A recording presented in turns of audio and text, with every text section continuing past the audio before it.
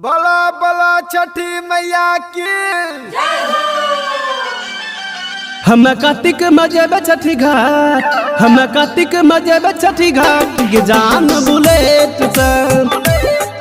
हम कार्तिक मजेब छठी घाट के जान बुलेट से। दुगो नारियल सुपती केला, दुगो नारियल सुपती केला मंगाइल बनेट से। हम कार्तिक मजेब छठी घाट के जान बुलेट से। हम कार्तिक में देवे छठी घाट के जान बुलेट से।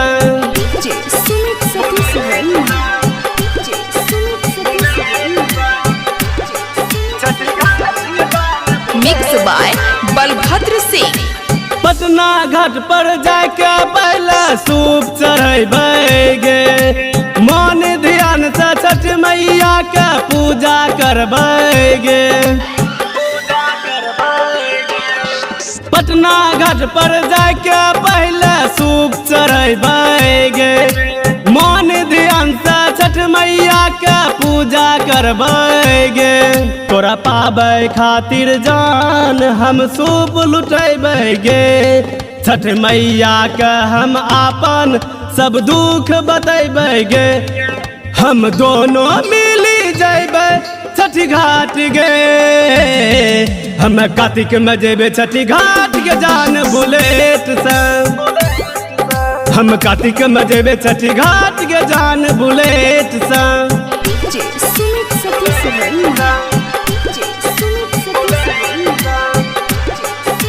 Presented by PM recording studio Alamnagar Madhepura.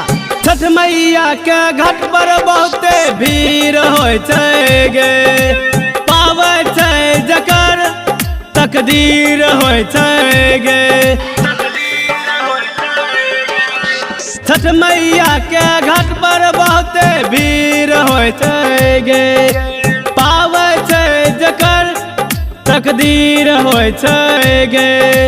Chhath मैया के घाट पर जितना लोग आवे छै, सच्चा हृदय वाला सुख फूल पावे छै। निरंजन निषद रविया हटतो न घाट से। हम कार्तिक में जेबे छठी घाट के जान बुलेट से। हम कार्तिक में जेबे छठी घाट के जान बुलेट से। हम कार्तिक में जेबे छठी घाट के जान बुलेट से। दुगो नारियल सुपती केला, दुगो नारियल सुपती केला मंगाइल बनेट से। हम कार्तिक में जेबे छठी घाट के जान बुलेट से। हम कार्तिक में जेबे छठी घाट के जान बुलेट।